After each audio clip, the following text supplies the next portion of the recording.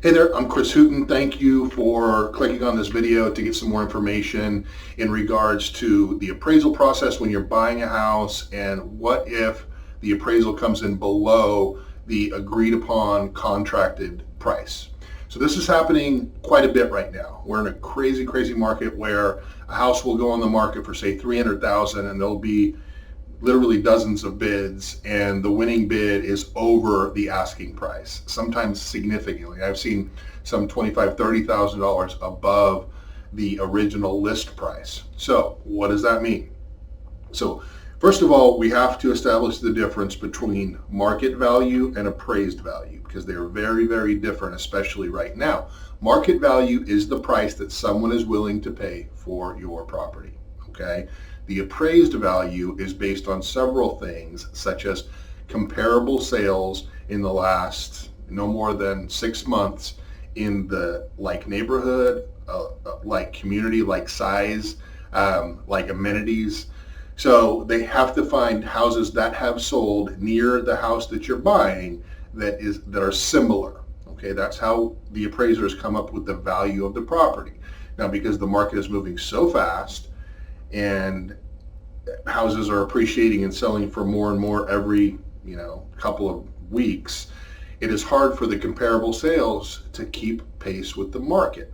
So what's happening is houses are going into contract for more than what they were listed and more than what the comparable houses can validate, okay, can support.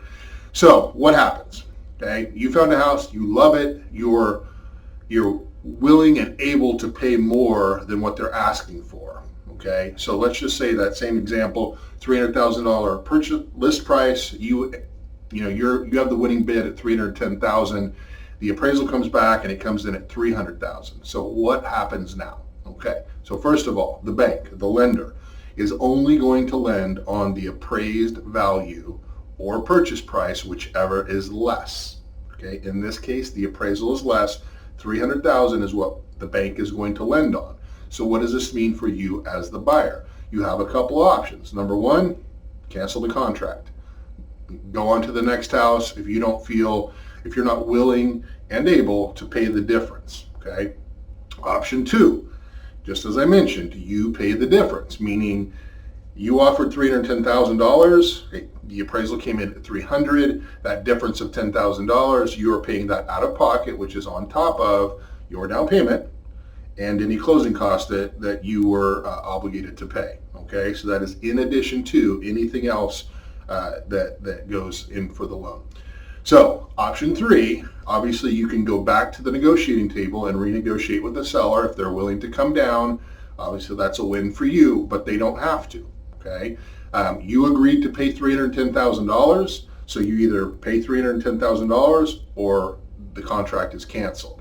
So three options again. Number one, cancel the contract. Number two, you pay the difference. Number three, renegotiate the agreed upon sales price with the seller. So guys, this is happening more and more because there's such a low inventory and there's such a high demand for houses right now that people are willing to pay more than the appraised value.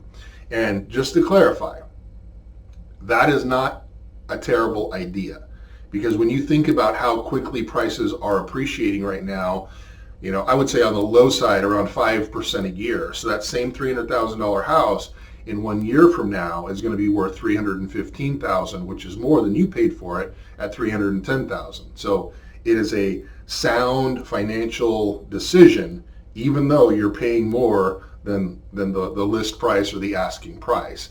And I think people have a hard time wrapping their head around that. Like, why would I pay more than the house is worth? Well, you have to remember, market value, appraised value, two very different things. So guys, I hope this was helpful. As always, reach out to me with any questions. My name is Chris Hooten. I am your MLO. Thank you.